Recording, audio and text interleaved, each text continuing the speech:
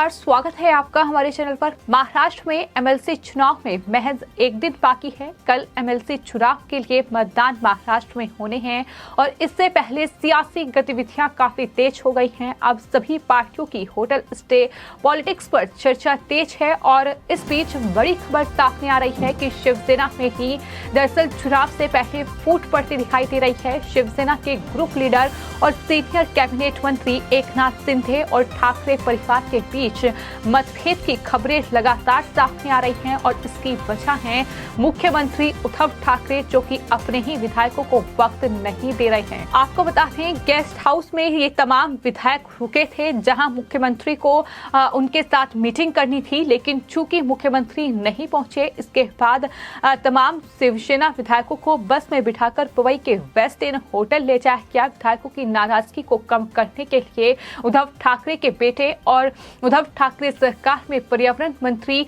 आदित्य ठाकरे जरूर होटल में रुके, लेकिन शनिवार के दिन विधायकों को गाइड करने, उनके सवाल सुनने के लिए मुख्यमंत्री उद्धव ठाकरे होटल में नहीं आए, जिससे शिवसेना के सीनियर मिनिस्टर एकनाथ शिंदे ने भी सवाल उठाए हैं। शिवसेना के अन्य मंत्री और विधायकों में भी ये नाराजगी इस बात को लेकर है कि उनका शीर्ष जो नेतृत्व है, यानी जो मुख्यमंत्री उद्धव ठाकरे हैं, वही विधायकों को गाइड नहीं कर रहे हैं, जबकि चुनाव में महज एक दिन बाकी है। विधायकों को नहीं समझाया जा रहा है कि आखिर उन्हें क्या करना है, किस तरह से वोटिंग करनी है, जबकि महाविकास आघाड़ी जिसका एकजुट होने का दावा लगातार उद्धव ठाकरे कर रहे हैं, लेकिन फिलहाल सवाल इस बात को लेकर भी उठ रहे हैं कि दरअसल महाविकास आघाड़ी को एकजुट बनाए रखना भी मुख्यमंत्री उद्धव ठाकरे की जिम्मेदारी है, लेकिन उद्धव ठाकरे इस जिम्मेदारी को नहीं निभा रहे हैं। तो कुल मिलाकर विधान परिषद के ये चुनाव बेहद महत्वपूर्ण चुनाव, जो कि 10 सीटों के लिए वोटिंग होनी है, 11 उम्मीदवार चुनावी मैदान में हैं और कहीं न कहीं महाविकास आघाड़ी के लिए बीजेपी पहले ही राज्यसभा का चुनाव जीतकर मुश्किलें खड़ी कर चुकी है। बावजूद इसके उद्धव ठाकरे गंभीर नहीं है और इसको लेकर फिलहाल महाविकास आघाड़ी और खुद शिवसेना में ही इस तरह से नेताओं में नाराजगी कई मामलों को लेकर है कि विधायकों के साथ मीटिंग नहीं हो रही है, जबकि जो कैबिनेट मंत्री हैं, सरकार में जो मंत्री हैं, वो दरअसल चाहते हैं कि मुख्यमंत्री इन तमाम नेताओं के साथ मीटिंग ले। हालांकि संजय राउत ने ये कहा है कि शिवसेना के नेताओं में कोई मतभेद नहीं है और इस तरह की खबरें सिर्फ और सिर्फ गलत हैं, ये संजय राउत की ओर से कहा गया है। तो शिवसेना खेमे में अनबन की खबरों पर मीडिया से बातचीत करते हुए संजय राउत ने कहा कि ना कोई मतभेद शिवसेना के नेताओं में है और ना कोई नाराजगी शिवसेना विधायकों में है। ये खबरें गलत फैलाई जा रही हैं, विधायकों को भ्रमित करने की कोशिश की जा रही है, ये शिवसेना के सांसद संजय राउत कह रहे हैं। वहीं खबर ये भी सामने आ रही है कि महाविकास आघाड़ी के तीनों पार्टियों की कोई संयुक्त बैठक भी अभी तक फिलहाल नहीं हुई है, जो राज्यसभा चुनाव के वक्त हुई थी।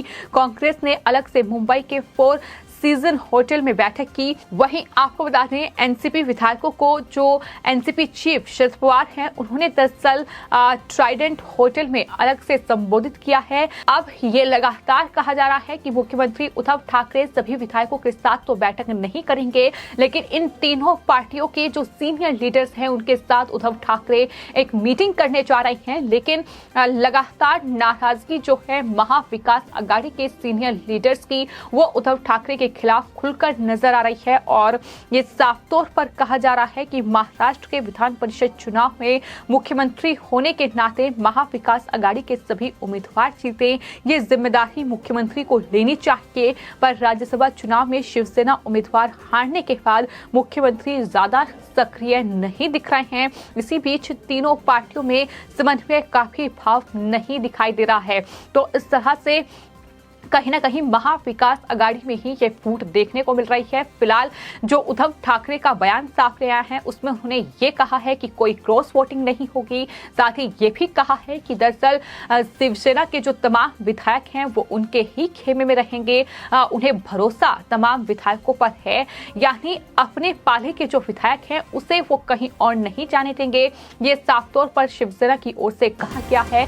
लेकिन सवाल यही है कि जिस तरह से 10 सीटों पर ये चुनाव हैं, 11 उम्मीदवार चुनावी मैदान में हैं, तो क्या शिवसेना कांग्रेस का खेल बिगाड़ेगी या फिर कांग्रेस ने एक और उम्मीदवार उतारकर महाविकास आघाड़ी के ही पैरों पर कुल्हाड़ी मारती है? ये सबसे बड़ा सवाल है। क्या शिवसेना के लिए ही खतरा पैदा कर दिया है राज्यसभा चुनाव की तरह? ये लगातार सवाल उठ रहे हैं। तो फिलहाल बीजेपी साफ तौर पर ये कह रही है कि बीजेपी अब विधान परिषद में भी जीत हासिल करेगी। बीजेपी सभी परिस्थितियों पर बारीकी से नजर बनाए रखे हुए है।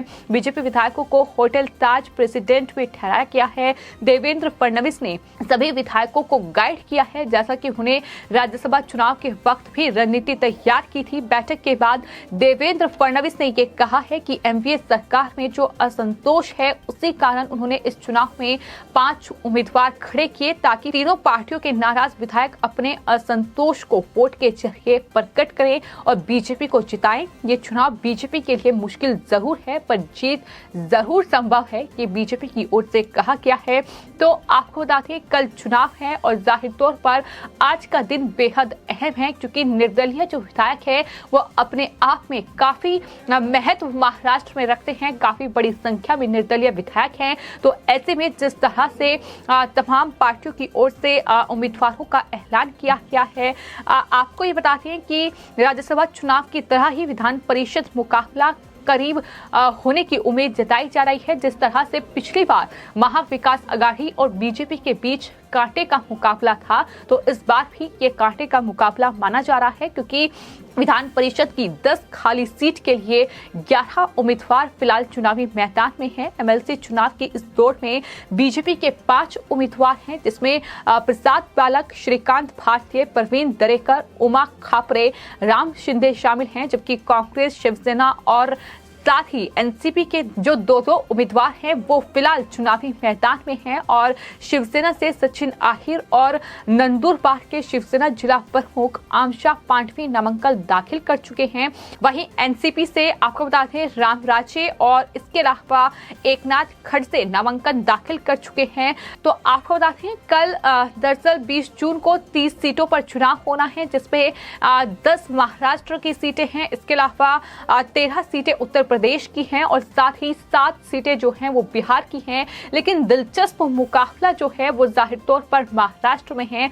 जिस तरह से महाराष्ट्र में सबसे ज्यादा जो विधायक हैं वो मौजूदा समय में बीजेपी के पास हैं। अगर महाविकास आघाड़ी की बात ना की जाए, अगर शिवसेना, एनसीपी और कांग्रेस की अलग अलग बात की जाए, तो सबसे ज्यादा विधायक जो हैं वो बीजेपी के पास हैं। तो ऐसे में बीजेपी के 5 उम्मीदवार चुनावी मैदान में हैं। देखना दिलचस्प ये होगा कि क्या बीजेपी इस चुनाव में दरअसल महाविकास आघाड़ी, शिवसेना, एनसीपी या कांग्रेस को मात देने में कामयाब होती है या फिर नहीं।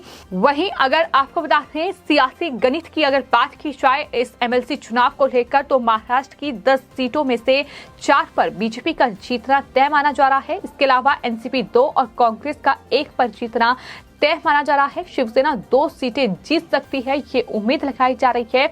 आखिरी सीट पर पेच फंस सकता है, यानी कांग्रेस या फिर शिवसेना की सीट पर पेच फंस सकता है। इस तरीके की खबरें लगातार सामने आ रही है। महाराष्ट्र में एमएलसी के लिए एक उम्मीदवार को चुनाव जीतने के लिए कम से कम 27 वोट की जरूरत है। आंकड़े के लिहाज से शिवसेना और एनसीपी मिलकर अपने 2 यानी कुल 4 प्रत्याशी जिताने के लिए सक्षम है। कांग्रेस भी अपना एक उम्मीदवार आसानी से जिता लेगी, लेकिन उसे अपने दूसरे उम्मीदवार को जिताने के लिए 10 वोटों की अतिरिक्त जरूरत होगी। अब सवाल यहाँ ये भी उठ रहा है कि शिवसेना के खेमे में जिस तरह की नाराजगी है, क्या उसका खामियाजा शिवसेना को भुगतना पड़ सकता है? क्योंकि शिवसेना के जो विधायक हैं वही उद्धव ठाकरे से नाराज हैं, जो मंत्री हैं वो नाराज हैं। तो निर्दलीय विधायकों की तो बात दूर है, अपने ही खेमे को शिवसेना संभालने में कामयाब नहीं हो पा रही है। तो ऐसे में सवाल जो है वो महाविकास आघाड़ी को लेकर ही बना हुआ है कि क्या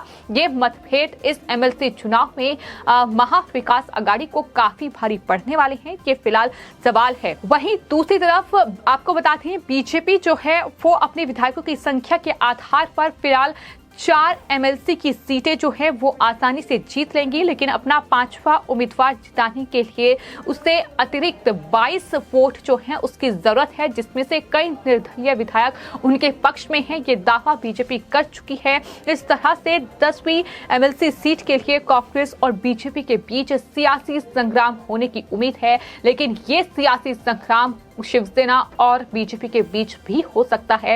ऐसे में बीजेपी राज्यसभा चुनाव की तरह विधान परिषद चुनाव में भी जीत के लिए समीकरण लगातार बैठा रही है, तो कांग्रेस निर्दलीय के साथ साथ एआईएमआईएम और बहुजन अखाड़ी के सहारे जीतने की उम्मीद लगाए बैठी है। लेकिन देखना दिलचस्प ये होगा कि फिलहाल जिस तरह की खबरें सामने आ रही है कि शिवसेना के खेमे में ही फूट पड़ चुकी है कि क्या शिवसेना के विधायक ही उनके हाथों से छिटकते हैं, कांग्रेस के पाले में जाते हैं, या फिर शिवसेना के बजाय कांग्रेस इस चुनाव को हारती है, ये आने वाले वक्त में देखना होगा। फिलहाल आपकी इस पूरे मामले को लेकर क्या राय है, हमें कमेंट बॉक्स में जरूर लिखें और चैनल को सब्सक्राइब करें। धन्यवाद।